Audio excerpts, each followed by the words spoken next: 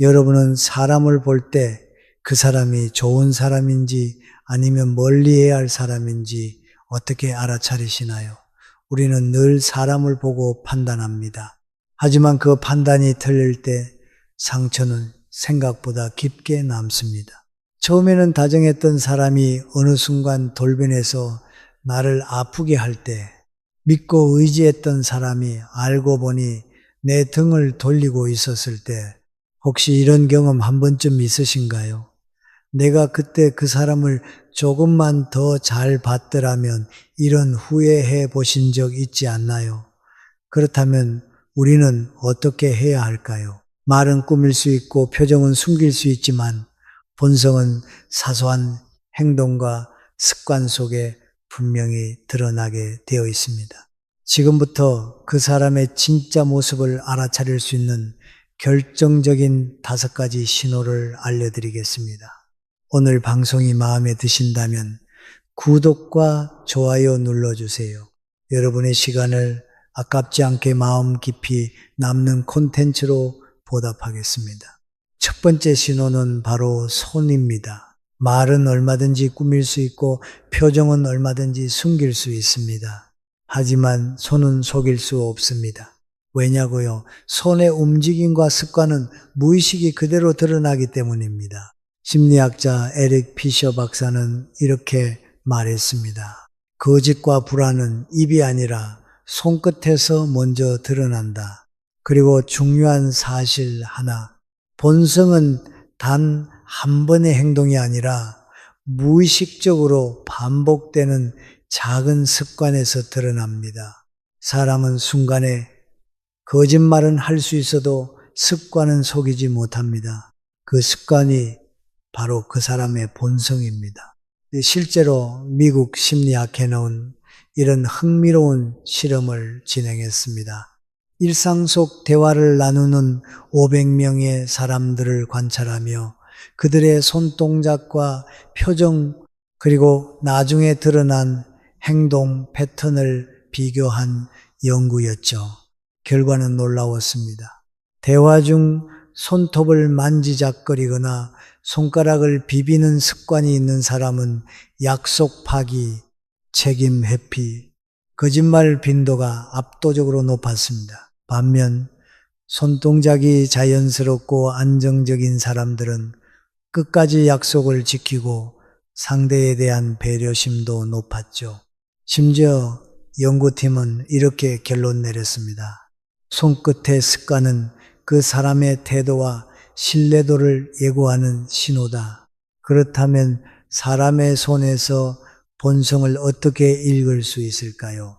첫째, 손톱을 보세요.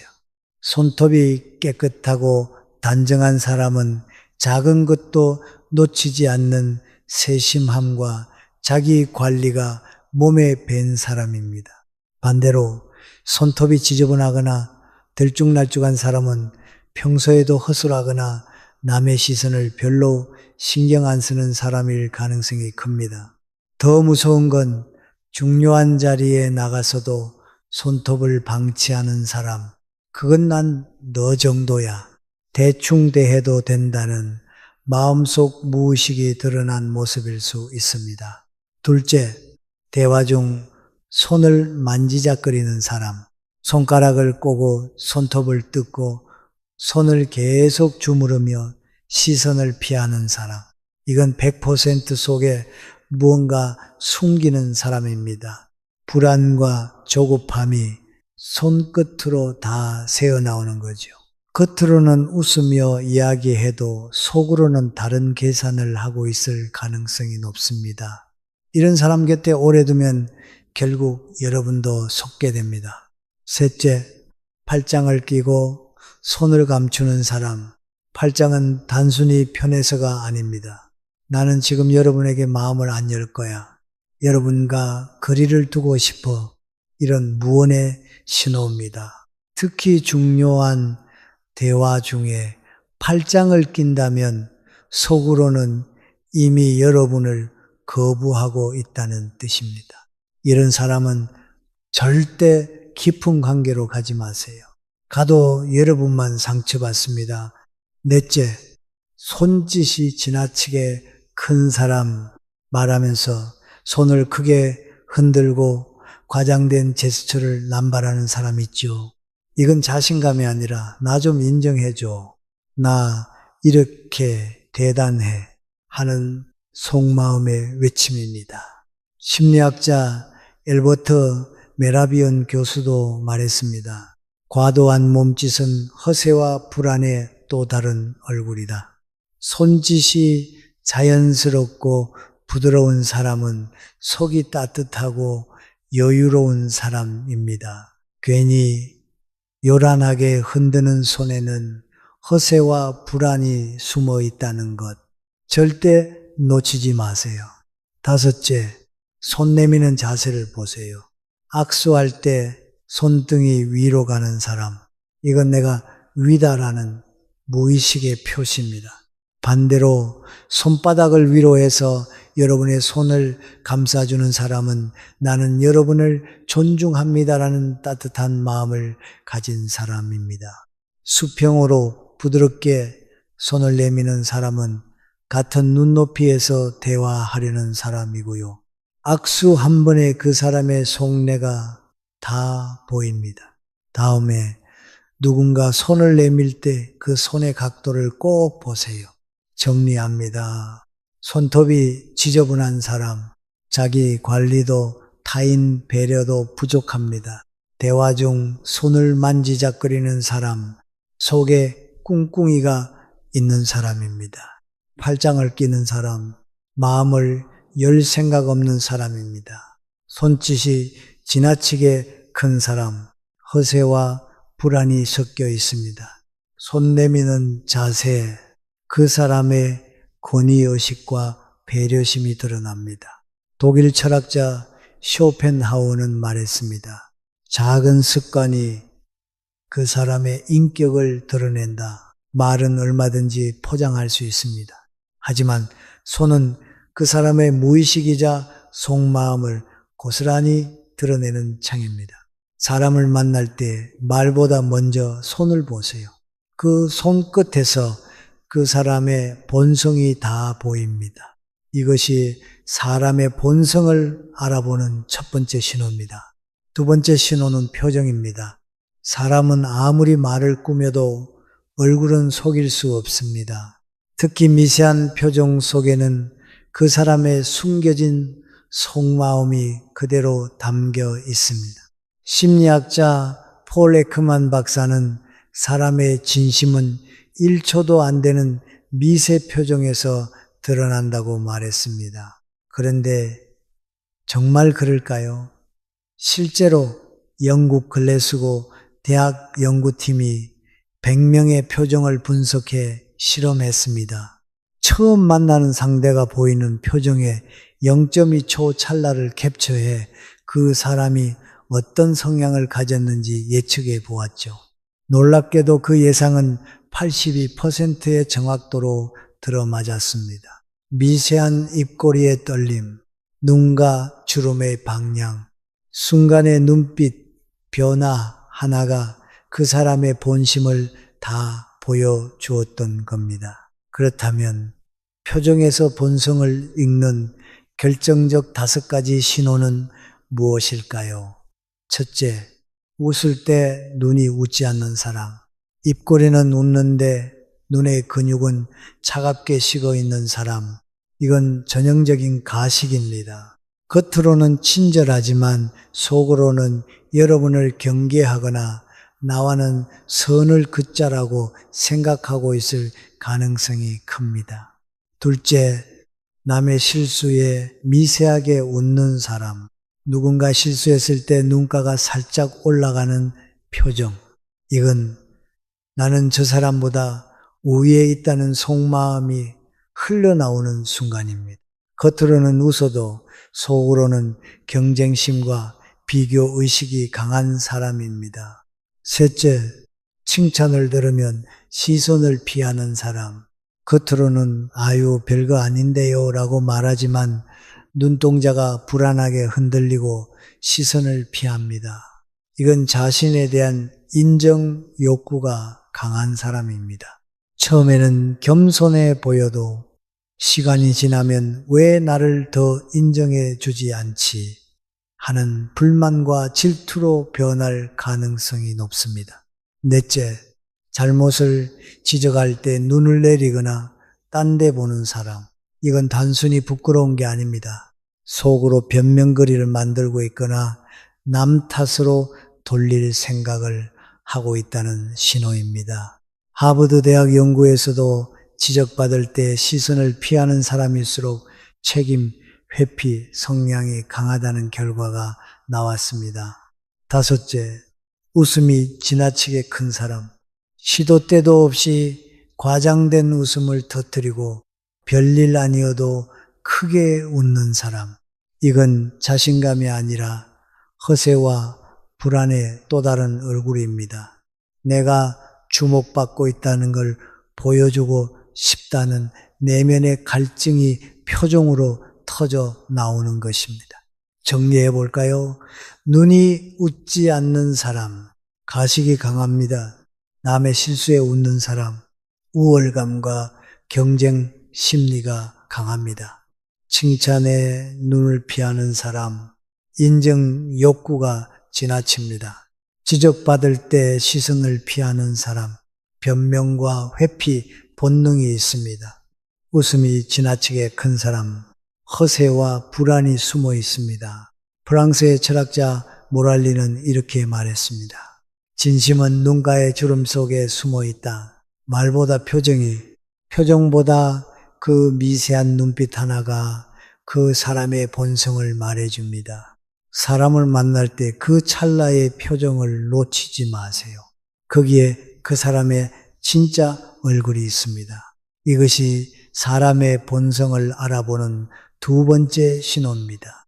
세 번째 신호는 걸음걸이입니다. 사람은 걸을 때 말로 감출 수 없는 본심을 드러냅니다. 걸음걸이는 그 사람의 내면 상태, 자존감, 그리고 삶의 태도가 고스란히 묻어나는 행동입니다. 미국 스탠퍼드 대학 연구팀은 1200명의 걸음걸이를 6달 동안 관찰하며 성격과 행동 패턴을 분석했습니다. 결과는 정말 놀라웠습니다.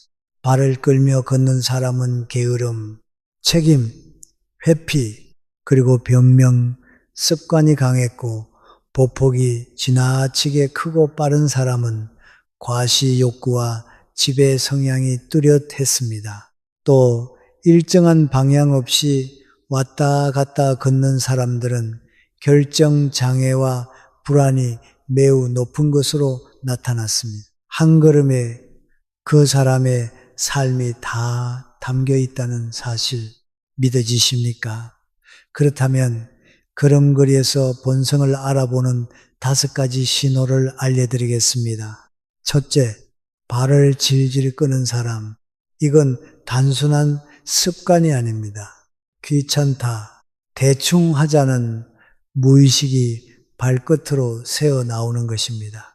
이런 사람은 작은 일도 미루고 중요한 순간에도 책임지지 않으려는 경향이 강합니다. 함께 있으면 답답하고 결국 중요한 순간에 발 빼는 사람입니다. 둘째, 어깨를 움츠리며 걷는 사람.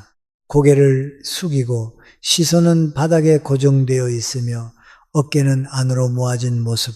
자존감이 낮고 항상 남의 시선을 의식하며 눈치로 살아가는 사람입니다. 처음엔 순해 보여도 나중에는 결정 하나 못 내리고 끊임없이 누군가의 눈치를 보는 모습에 여러분까지 지칠 수 있습니다. 셋째, 지나치게 빠른 걸음. 성격 급한 거 아닐까 하고 넘길 수도 있지만 그보다 더 깊은 문제가 숨어 있습니다. 조급함과 불안, 그리고 결과만 빨리 보고 싶다는 강박이 걸음에 묻어나오는 겁니다. 이런 사람과 함께 있으면 늘 숨이 차고 대화조차 단순해지기 쉽습니다. 깊은 고민보다 즉흥적인 판단에 앞서는 경향이 있습니다. 넷째, 보폭이 지나치게 큰 사람. 보폭이 크면 자신감 있어 보일 수 있습니다. 하지만 지나치게 넓게 내딛고 팔까지 과장되게 휘두른다면 그건 나 좀 봐라 라는 과시욕의 신호입니다. 자신의 존재감을 과하게 드러내려는 사람은 결국 주변 사람들을 피곤하게 만듭니다. 다섯째, 방향 없이 왔다 갔다 걷는 사람. 길을 똑바로 걷지 못하고 좌우로 흔들리거나 갑자기 속도를 바꾸는 사람. 결정장애와 우유부단함이 몸에 밴 사람입니다. 중요한 순간에는 말을 바꾸고 상황에 따라 태도가 달라지며 자꾸 헷갈리게 만듭니다. 정리해 봅시다. 발을 끌며 걷는 사람은 책임 회피와 게으름의 신호입니다. 어깨를 움츠린 사람은 자존감이 낮고 눈치 보는 사람입니다. 걸음이 지나치게 빠른 사람은 불안과 조급함이 강한 사람입니다. 보폭이 큰 사람은 과시욕과 허세가 숨어 있습니다. 방향 없이 걷는 사람은 결정장애와 흔들림이 많은 사람입니다. 철학자 아리스토텔레스는 이렇게 말했습니다. 발걸음의 방향은 그 사람의 인생 방향이다. 사람을 만날 때 그 사람과 잠시 걸어보세요. 말보다 걸음 하나에 그 사람의 본성이 담겨 있습니다. 이것이 사람의 본성을 알아보는 세 번째 신호입니다. 네 번째 신호는 말버릇입니다. 사람의 말에는 그 사람의 삶이, 성격이, 심지어 본성까지 스며 있습니다. 표정은 연기할 수 있고 옷차림은 꾸밀 수 있지만 말버릇은 감출 수 없습니다. 왜냐고요? 말버릇은 무의식적으로 툭 튀어나오는 것이기 때문입니다. 미국 하버드대 심리학 연구팀은 2년간 1000명의 대화 데이터를 분석했습니다. 놀랍게도 평소 말버릇만으로 그 사람의 신뢰도와 인간관계 지속 가능성을 92% 예측할 수 있다는 결과가 나왔습니다. 즉, 말버릇이 그 사람의 인생 성향을 보여주는 가장 강력한 단서라는 겁니다. 그렇다면 사람의 말에서 본성을 읽을 수 있는 결정적 5가지 신호는 무엇일까요? 첫째, 자기 자랑이 많다. 나도 그거 해봤어. 나 옛날에 이런 경험이 있어. 대화 중 절반 이상이 내가 얼마나 잘났는지로 향하는 사람. 이런 사람은 자신감 넘쳐 보이지만 속으로는 인정욕구와 열등감이 가득합니다. 시간이 지나면 여러분을 경쟁 상대로 보고 끌어내리려 할 가능성이 높습니다. 둘째, 남의 말을 끊는다. 대화는 캐치볼이어야 하는데 혼자 공을 움켜쥐고 놓지 않는 사람. 여러분의 이야기를 끝까지 듣지 않고 자꾸 끼어드는 사람은 본능적으로 내가 위다라는 권위의식이 강합니다. 이런 사람은 결국 여러분의 이야기를 귀 기울여 듣지 않고 본인 생각만 강요합니다. 셋째, 지나치게 겸손한 척한다. 아유, 제가 뭐요? 아니에요. 전 별로 한 게 없어요. 하지만 속으로는 더 칭찬해줘. 왜 더 안 해줘? 하며 목말라 하는 사람입니다. 스탠퍼드대 연구팀은 이런 겸손, 포장형 자랑 성향을 가진 사람은 관계 속에서 은근히 질투와 비교를 키워 결국 뒤에서 험담으로 이어질 확률이 높다고 발표했습니다. 넷째, 무례한 농담을 자주 한다. 에이, 농담인데 왜 그래? 기분 나빴어? 그냥 웃자고 한 얘기야. 하지만 농담은 본심의 가장 솔직한 언어입니다. 상대를 무시하거나 깎아내리려는 심리가 농담 속에 숨어 있습니다. 나중에는 반드시 그 사람이 여러분에게도 상처 주는 말을 툭툭 던질 겁니다. 다섯째, 말을 돌려서 비꼬는 사람. 아, 넌 참 특이하다. 역시 너는 나랑 다르지. 이런 말 뒤에는 난 너보다 우위에 있어. 라는 마음속 비교의식이 담겨 있습니다. 비꼬는 사람은 절대 여러분의 성공과 행복을 진심으로 기뻐해 주지 않습니다. 언젠가는 반드시 여러분을 깎아내릴 말을 찾아낼 사람입니다. 정리합니다. 자기 자랑이 많은 사람은 인정 욕구와 열등감이 강합니다.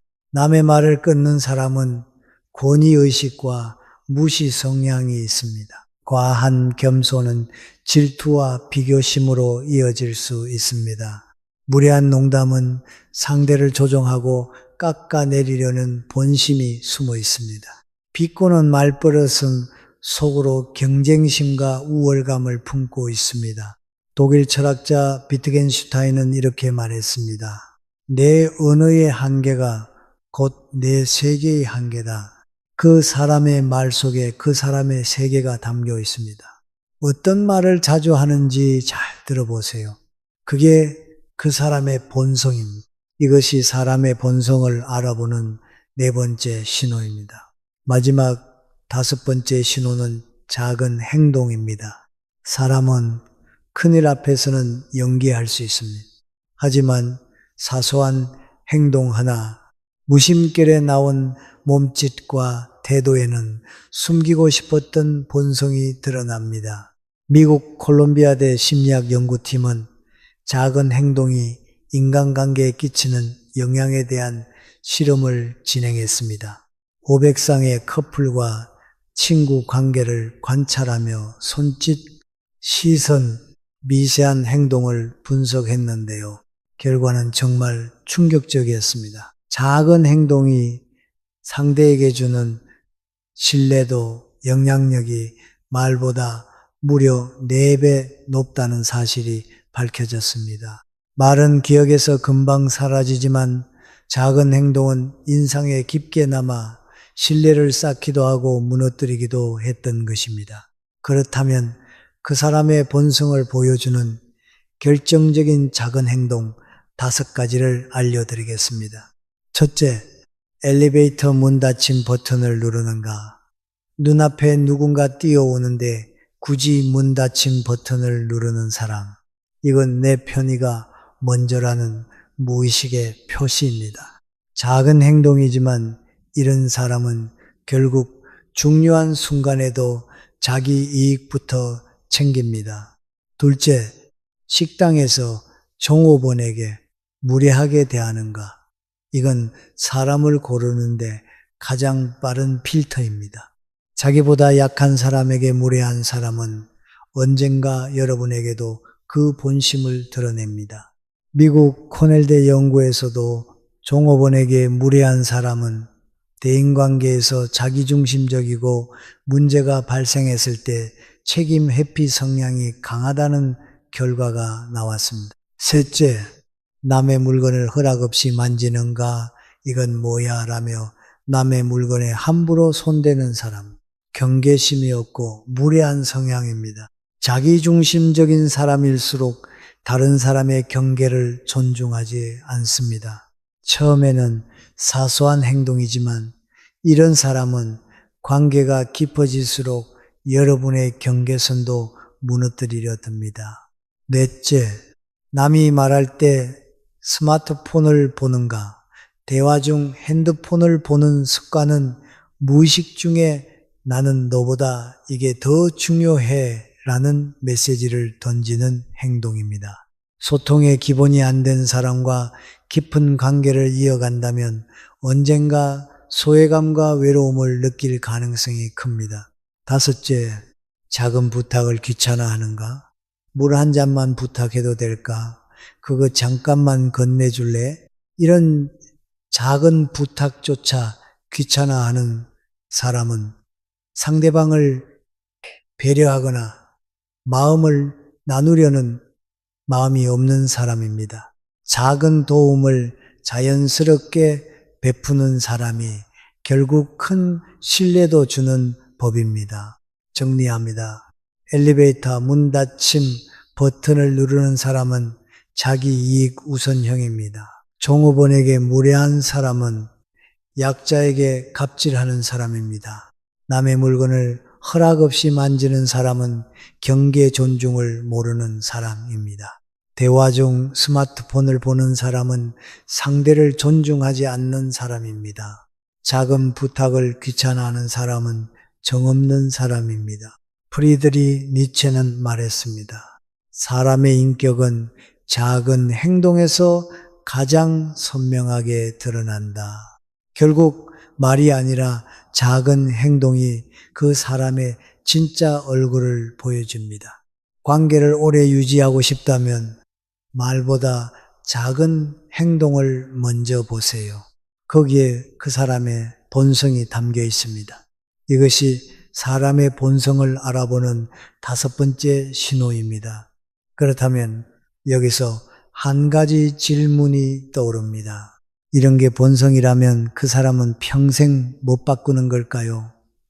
나도 이런 습관이 있는데 이제 와서 고치려고 해도 소용없을까요?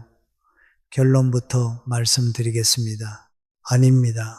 충분히 바꿀 수 있습니다. 여러분, 인간의 뇌는 반복 행동 앞에서 놀라울 정도로 순응하게 되어 있습니다.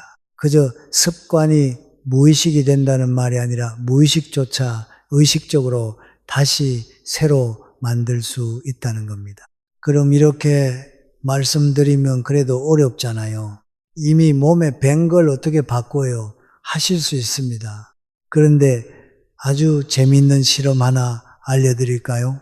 미국 UCLA 행동변화연구소에서 1000명의 참가자를 2그룹으로 나눴습니다. A그룹은 고치자, 참자, 자제하자라는 의식적 노력만 반복하도록 하고 B그룹에게는 이렇게 알려줬습니다. 억지로 참으려고 하지 마세요.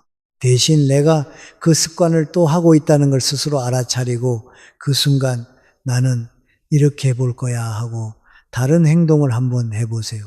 그리고 그걸 매일 한 줄씩 적어보세요. 3개월 후 결과는 충격적이었습니다. A그룹은 겨우 14%만 습관이 개선되었고 B그룹은 무려 76%가 무의식적인 행동을 바꾸는데 성공했습니다. 참으려는 사람은 실패했고 알아차리고 바꾸는 행동을 기록한 사람이 거의 5배 더 많이 변화했습니다. 이 연구를 주도한 교수는 이렇게 정리했습니다. 습관은 자제력이 아니라 인지와 반복 기록이 바꾸는 것이다. 그렇다면 이제부터 여러분도 바꿀 수 있는 3가지 비법 알려드리겠습니다. 이건 그냥 방법이 아닙니다. 과학적으로 검증된 실전 전략입니다. 첫째, 멈추는 연습을 하세요. 대화 중 손톱을 뜯으려는 순간, 걸음이 빨라질 때, 내가 또 남의 말을 끊으려는 찰나, 숨을 고르며 속으로 말하세요. 지금 그 행동 내가 알아챘다. 미국 예일대 연구에서 밝혀졌습니다. 뇌는 인식하는 순간 자동 행동 회로가 깨지기 시작한다고 합니다. 멈추는 연습.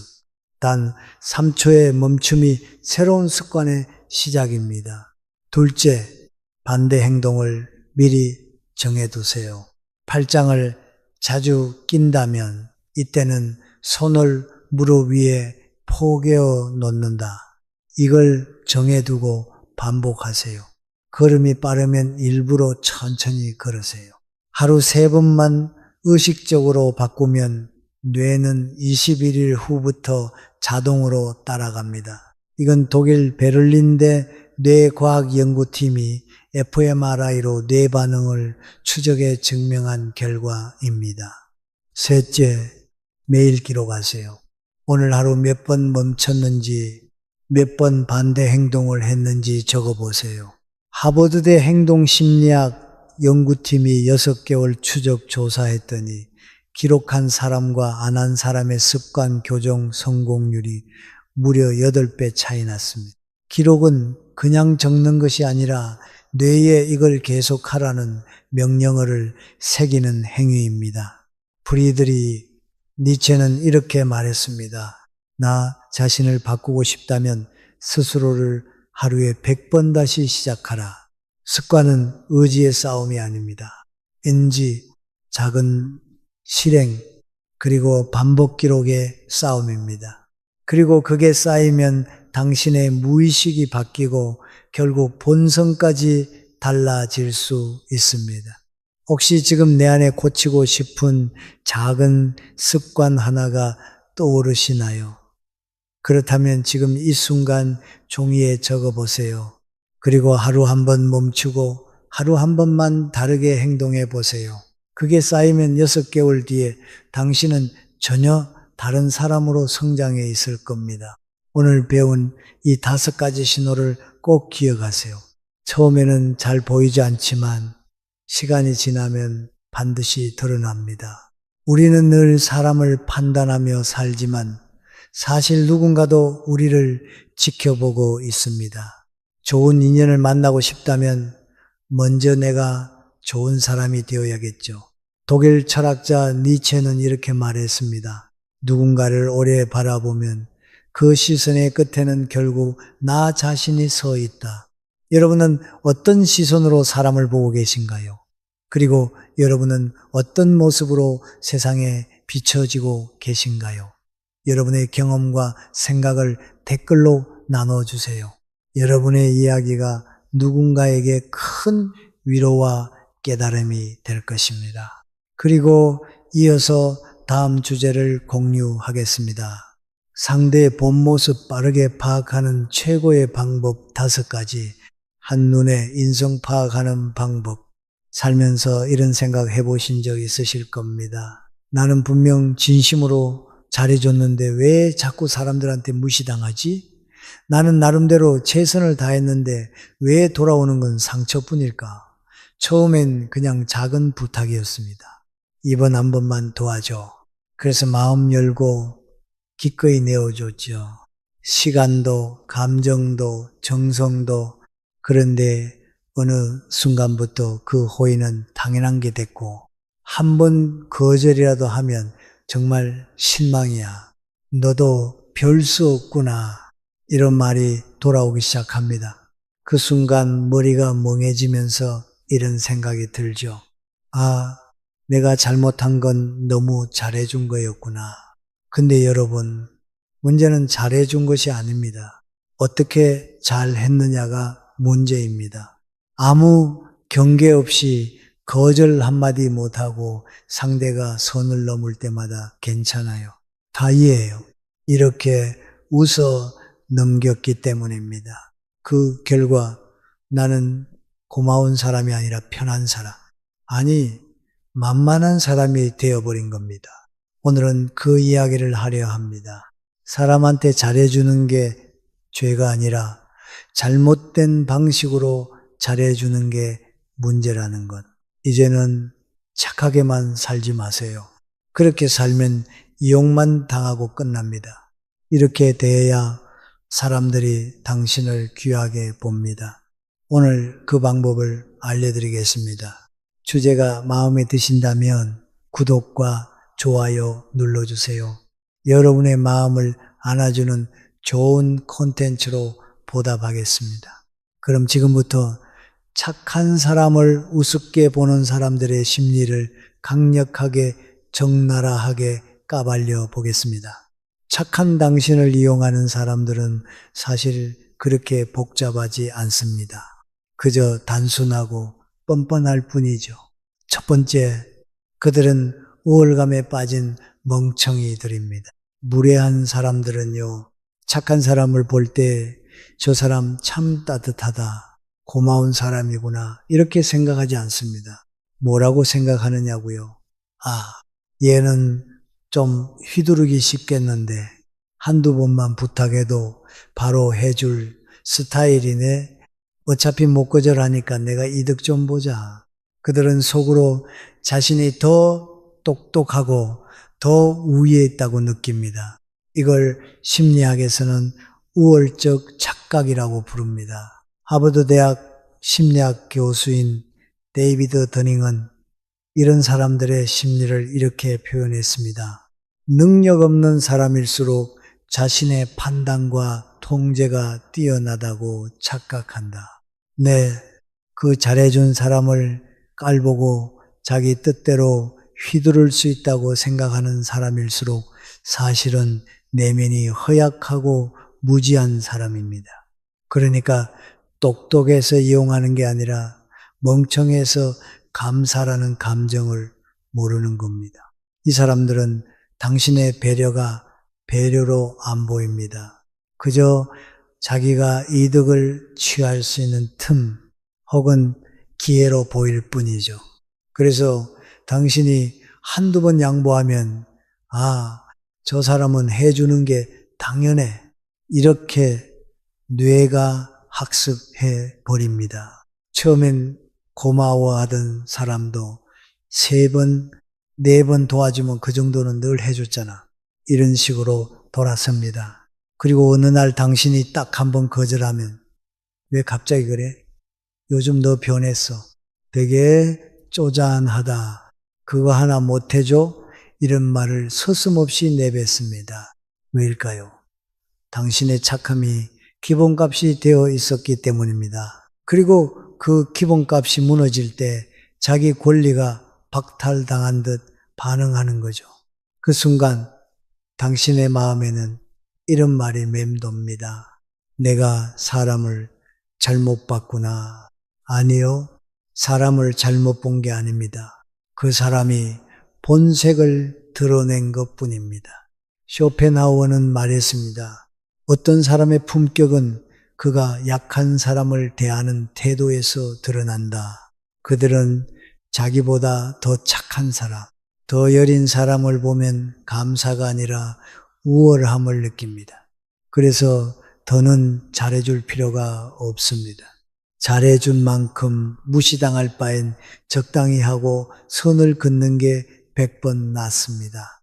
착함은 자격이 있는 사람에게만 보여주세요. 무례한 사람에게 친절을 주는 건 물 빠지는 항아리에 붓는 것과 똑같습니다. 당신의 정성만 줄줄 세고 남는 건 하나도 없습니다. 2번째, 호의를 권리로 착각하는 사람들. 처음엔 말도 예쁘게 합니다. 정말 고맙다. 너밖에 없었어. 이번 한 번만 도와줘.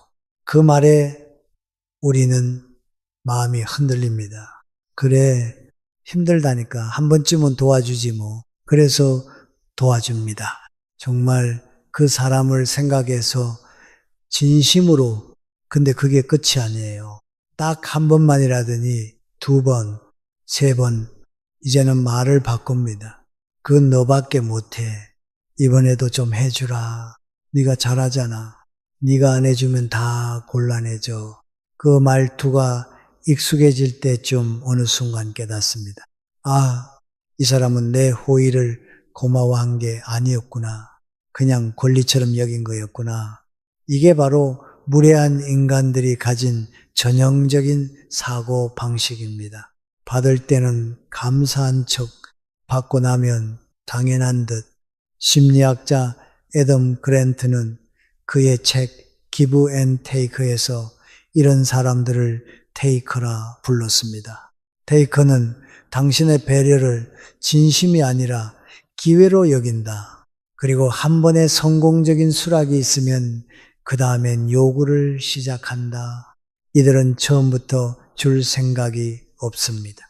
받는 것만 생각합니다. 그리고 당신이 거절하는 순간 순식간에 얼굴을 바꿉니다. 진짜 실망이다. 너답지 않다. 네가 그것 하나 못해줘. 그것이라면 왜 당신은 못하고 나한테만 미루는 거죠? 진짜 문제는 부탁이 아닙니다.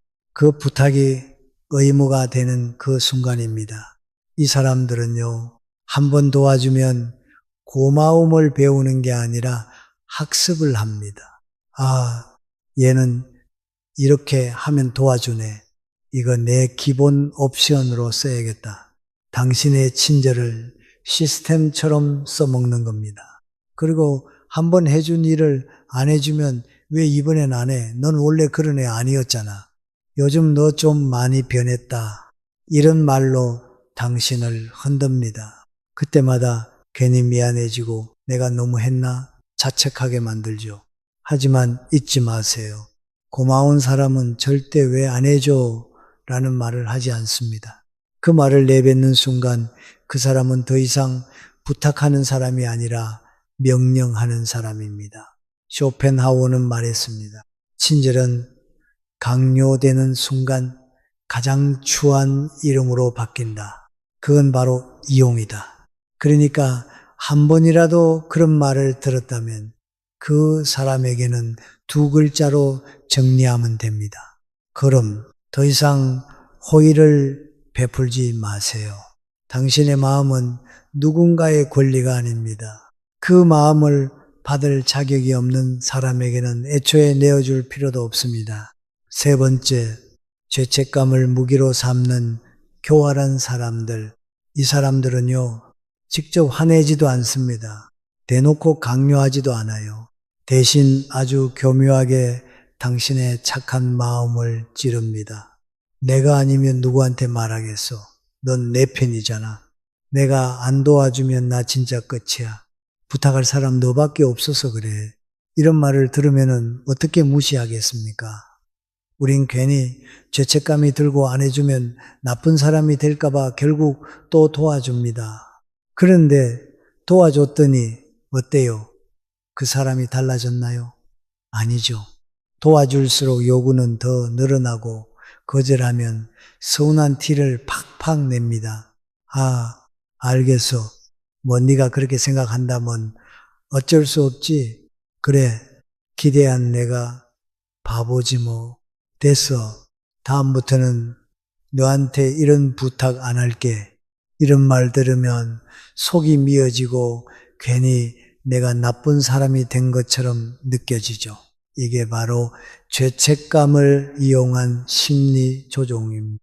심리학에서는 이것을 정서적 조작이라고 부릅니다. 이 유형은 논리가 아닙니다. 논리로는 내가 옳아도 감정적으로는 내가 진 것 같은 상황이 벌어지죠. 그리고 무서운 건 이 사람들은 그것까지 계산하고 있다는 겁니다. 내가 거절하면 상처받은 척, 도와주면 다음에도 자연스럽게 또 요청, 내가 한번 망설이면 너 변했네. 너 요즘 왜 그래? 하고 내 감정을 흔듭니다.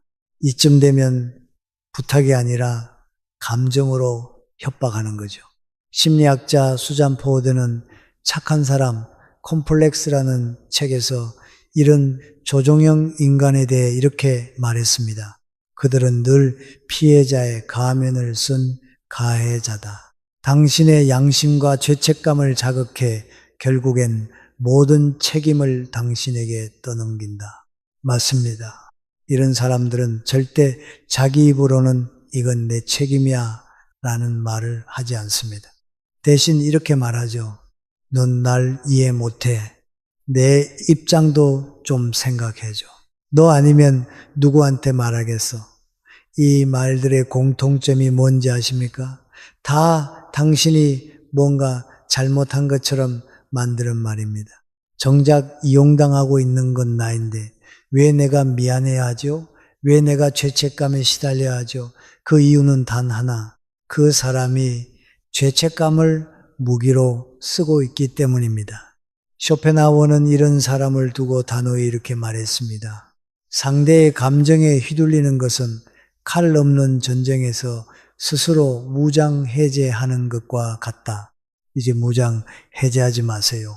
감정적으로 몰아가는 사람에게 내가 나쁜 사람인가? 이런 생각부터 버리세요. 진짜 나쁜 사람은요, 당신의 착함을 죄로 만들고 자신의 요구를 의무처럼 밀어붙이는 그 사람입니다. 자, 이제 아셔야 합니다. 상대가 나쁜 건 맞습니다. 하지만 계속 당하고만 있다면 이제는 내가 대처를 바꿔야 할 때입니다. 더 이상 그냥 착한 사람이 아니라 똑똑하고 현명한 사람으로 당당히 살아갈 수 있는 방법입니다. 그래야 진짜 나를 귀하게 여기는 사람들만 내 곁에 남게 됩니다. 지금부터 그 6가지 방법 하나씩 알려드릴게요. 첫 번째, 죄책감 대신 분노를 느끼세요. 내가 너무 했나 이런 생각 한 번쯤 해보신 적 있으시죠? 사실은요, 우리가 너무한 게 아니라 너무 잘해준 겁니다. 처음엔 진심이었습니다. 좋아서 도와준 거고 마음이 갔기 때문에 한 겁니다. 하지만 어느 순간부터 상대방은 그 호의를 당연하게 여기기 시작합니다. 그것 하나 못해줘. 넌 원래 그런 사람 아니었잖아. 난 너만 믿었는데. 이런 말들이 쏟아집니다. 그 말을 들은 우리는 내가 너무 했나 하고 자책하게 됩니다. 하지만 잘 들여다보면 그 감정은 죄책감이 아닙니다. 그건 억울함입니다. 내가 준 마음이 무시당했을 때, 내가 보여준 배려가 짓밟혔을 때 느껴지는 정당한 감정입니다. 이 억울함은 참아야 할 감정이 아닙니다. 표현해야 할 감정이고 내 경계를 지키기에 꼭 필요한 분노입니다. 철학자 쇼펜하우어는 이렇게 말했습니다. 모욕은 우리가 그것을 참을 때 더 깊어진다. 이 말은 곧 내가 침묵할수록 상대는 더 나를 깔본다는 뜻이기도 합니다. 그러니 이제는 생각을 바꾸셔야 합니다. 지금까지는 죄책감이 착한 마음인 줄 알았지만 이제는 알아야 합니다. 나를 지키는 분노는 나쁜 것이 아닙니다. 오히려 가장 건강한 감정입니다. 착한 사람이 단단해질 때 가장 품이 있는 강자가 됩니다. 더 이상 휘둘리지 않고 더 이상 속으로만 끙끙 앓지 마세요. 그 사람을 위해 사는 인생이 아니라 나 자신을 위해 살아가는 인생. 그 첫걸음이 바로 죄책감이 아니라 분노를 선택하는 용기입니다. 두 번째, 한계를 명확하게 선포하세요. 착한 사람이 가장 많이 놓치는 게 하나 있습니다. 바로 경계입니다. 상대는 자꾸 다가옵니다. 이번엔 진짜 마지막이야. 너니까 부탁하는 거야. 내가 안 도와주면 큰일이야. 당신은 한 번 더 도와줍니다. 그 사람은 한 걸음 더 들어옵니다. 그리고 어느 순간 당신의 호의는 당연한 일이 되어버립니다. 그럼에도 불구하고 우리는 이런 말을 참 어려워합니다. 그건 못하겠어요. 이번엔 도와드릴 수 없습니다. 여기까지만 할게요. 왜일까요? 착한 사람일수록 거절은 미움받는 일처럼 느껴지기 때문입니다. 하지만 진실은 정반대입니다. 당신의 한계를 인정하지 않는 사람은 애초에 당신을 진심으로 대하지 않았던 사람입니다. 심리학자 브레네 브라운은 말합니다. 가장 따뜻한 사람들은 자기 경계가 분명한 사람들이다. 왜일까요? 자기 마음을 지킬 줄 아는 사람만이 진짜 타인을 존중할 수 있기 때문입니다. 그래서 이제 이렇게 말해보세요. 죄송하지만 이번엔 어렵습니다. 이건 제가 감당할 수 있는 일이 아닙니다. 저도 제 삶을 먼저 챙겨야 해서요. 그리고 만약 그 사람이 정말 실망이야. 넌 변했어. 이런 말을 한다면 이렇게 답하세요. 거절했다고 실망하는 사람이라면 처음부터 나를 있는 그대로 존중한 게 아니겠죠. 이 말은 싸우자는 말이 아닙니다. 내가 나를 귀하게 여긴다는 선언입니다. 상대가 깜짝 놀랄 수도 있습니다. 하지만 동시에 그들은 깨닫게 됩니다. 아, 이 사람은 더 이상 만만한 사람이 아니구나. 사람의 진짜 힘은 모두에게 좋은 사람으로 남는 데서 오지 않습니다. 멈출 줄 아는 순간 그 사람은 비로소 존중받는 사람이 됩니다. 지금까지 너무 많이 내어주셨다면 이제는 멈추셔야 합니다. 그리고 그 자리에 나를 지키는 선을 단단히 그으세요. 세 번째, 미안해요, 대신 고마워요를 말하세요. 혹시 이런 경험 있으신가요? 정말 작은 일에도 아이고 미안해요, 신경 쓰게 해서 죄송해요, 제가 괜히 부탁드렸죠. 이렇게 미안함부터 꺼내는 습관. 사실 우리 세대에게는 민폐 끼치지 않는 사람이 예의 바른 사람으로 여겨졌습니다. 하지만요, 자꾸 미안하다고 말하는 사람을 보면 사람들은 이상하게도 더 쉽게 선을 넘습니다. 왜냐고요?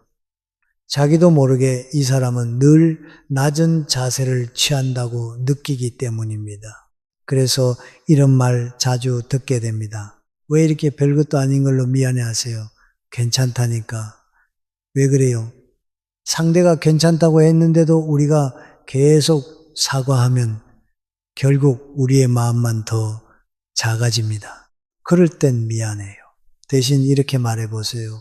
신경 써주셔서 정말 고마워요. 이렇게 이해해 주셔서 감사해요. 도와주셔서 든든했어요. 사과는 마음을 줄이는 말이고 감사는 마음을 나누는 말입니다. 게다가 감사는 관계를 더 따뜻하게 만듭니다. 같은 상황에서도 미안해요가 아니라 고마워요라고 말할 때 상대는 훨씬 기분 좋게 받아들입니다. 그리고 무엇보다 나는 민폐가 아니라 고마운 존재라는 믿음이 내 안에 생겨납니다. 심리학자 마셜 로젠버그는 말합니다. 사람은 자신이 가치 있다고 느낄 때 비로소 건강한 관계를 맺을 수 있다. 그러니 이제는 스스로를 조심스러운 사람으로만 남기지 마세요. 감사할 줄 아는 사람으로 바꾸어 보세요. 그 한마디가 당신의 관계를 바꾸고 당신의 자존감을 지켜줄 겁니다. 지금 작은 말 한마디를 바꿔보세요. 미안해요. 대신 고마워요. 네 번째, 왜 대신 그럴 수 있죠? 를 말하세요. 우리는 관계 속에서 이해할 수 없는 사람을 만나면 이렇게 묻습니다. 도대체 왜 저럴까? 왜 저런 말을 했을까? 왜 나한테 그랬지? 그런데요, 이 왜라는 질문이 반복될수록 우리는 상대의 행동에 매달리게 됩니다. 상대의 말과 태도에 감정이 휘둘리고 그 사람을 해석하느라 내 에너지가 계속 소모되죠. 사실 이 왜라는 말 뒤에는 내가 이해할 수 있는 수준 안에 넌 좀 들어와 줬으면 좋겠다는 무의식적인 기대가 숨어 있습니다. 하지만 모든 사람을 이해할 수는 없습니다. 그리고 모든 관계가 해결될 필요도 없습니다. 그럴 땐 이렇게 말해 보세요. 그럴 수 있죠. 저 사람은 저럴 수도 있겠다. 나는 안 하지만 저런 사람도 있긴 하지.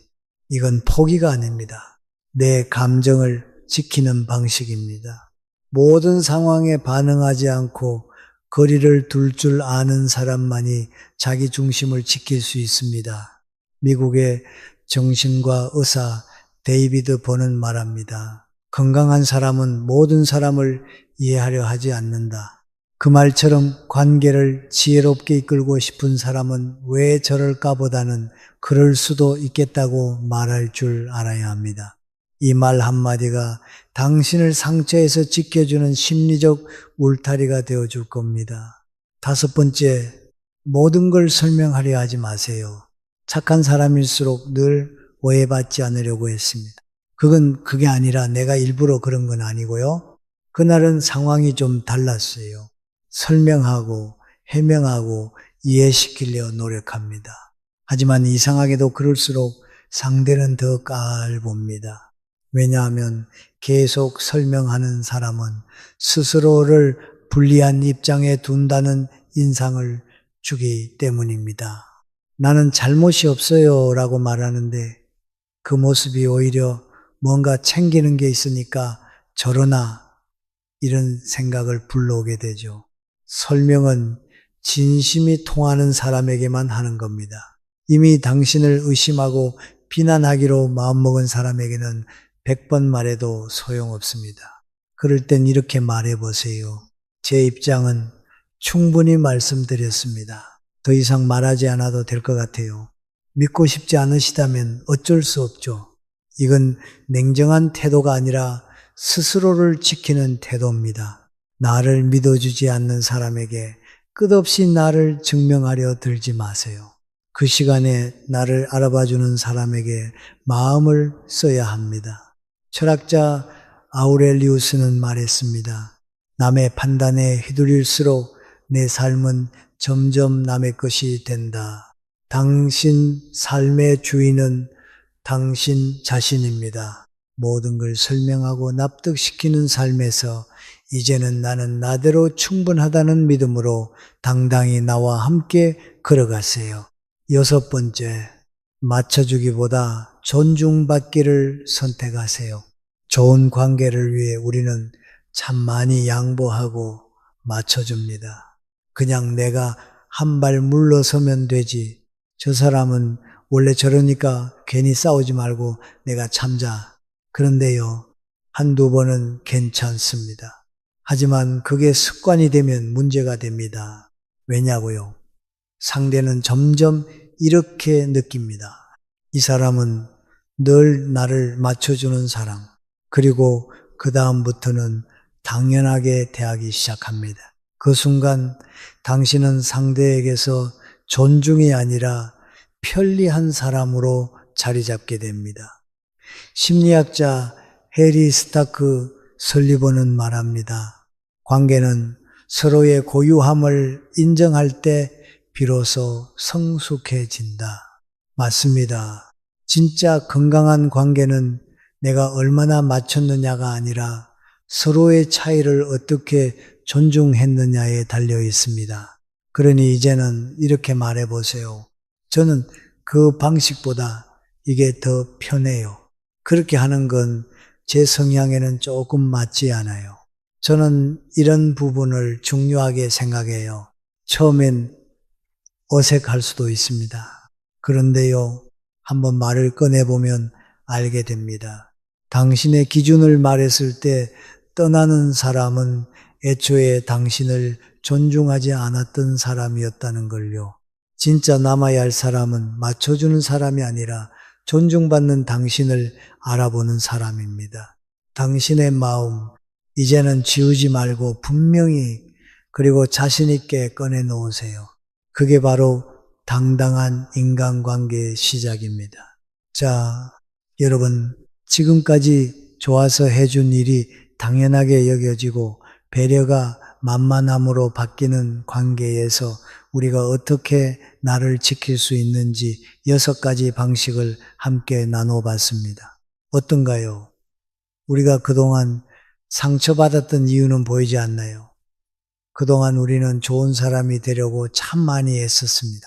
하지만 이제는 좋은 사람에 머물지 않고 나를 귀하게 여기는 사람으로 바뀌어야 할 때입니다. 그래서 오늘 이 말을 꼭 기억해 주셨으면 좋겠습니다. 우리는 이미 충분히 멋진 사람입니다. 상대를 위해 너무 많이 내려놓았을 뿐 우리의 마음과 품격은 결코 작지 않았습니다. 그러니 이제는 외면받는 착함보다 존중받는 단단함으로 나아가세요. 마음을 지키는 말, 경계를 세우는 용기, 그리고 스스로를 귀하게 여기는 태도. 그것이 결국 우리의 인간관계를 바꾸고 삶을 바꾸게 될 것입니다.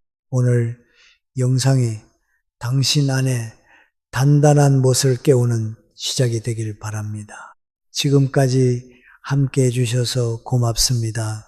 오늘 영상을 보며 여러분은 어떤 생각이 드셨나요? 여러분의 경험과 생각을 댓글로 나눠주세요. 여러분의 이야기가 누군가에게 큰 위로와 깨달음이 될 것입니다. 오늘도 끝까지 시청해 주신 여러분께 깊은 감사를 드립니다. 오늘 영상이 도움이 되셨다면 소중한 분들께 공유해 주시고 구독과 좋아요로 저를 응원해 주세요. 여러분과의 소중한 연결이 저에게 큰 힘이 됩니다. 오늘도 행복한 하루 되세요.